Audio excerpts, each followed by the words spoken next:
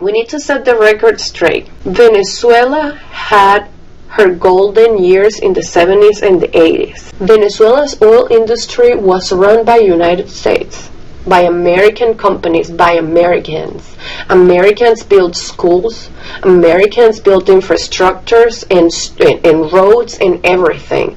My grandfather worked alongside them. Like, this is not like America wants the oil of Venezuela. I mean, of course, Russia, Iran, like, all of them also want the oil, but the difference is what is being used for.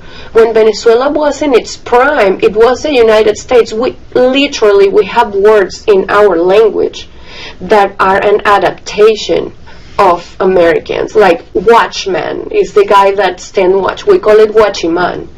But it's because we were so close with the Americans in the 70s that were all the companies in the western part of Venezuela that were running the oil industry and its peak of the best, that we became like one. And then what happened in the late 80s, Carlos Andrés Pérez, that was the president before Chavez, then he decided to nationalize it, and that's when some of the companies started to leave the country. After that, after a few years of Chavez in power, then he decided to 100% nationalize it, but he didn't do it in the way that should be done by repaying the investments or setting the record straight with the companies and sending them out. He expropriated the companies and became Petróleos de Venezuela. What happened? Total chaos, because not a single Venezuelan was prepared to work with the oil companies that they were left with. They didn't know how to work with their refineries. They didn't know how to work with the companies themselves. And that's how we came from being the biggest country in oil to literally produce less than 18%. We produce less than Colombia. It's just insane. We can't even refine our heavy oil. That's why Iran has to help us. It's just insane. It's a lot that goes on. So when somebody says, America just wants the oil, take it. We just want food. Take the oil.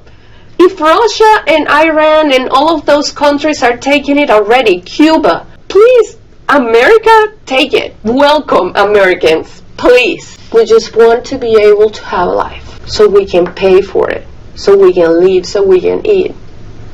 People say, oh, it's going to be the 52nd or whatever state. Heck yeah, I'll dance the YMCA.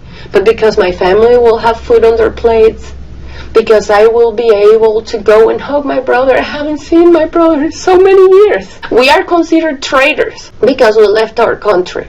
Our passport means nothing. If you go back to Venezuela, you just go to jail because you're a traitor. Like, look what the vice president has said, Diosdado. If we get with that passport in Venezuela and we come from places like this, or we have ever said anything against the government, we're just going to be thrown in jail.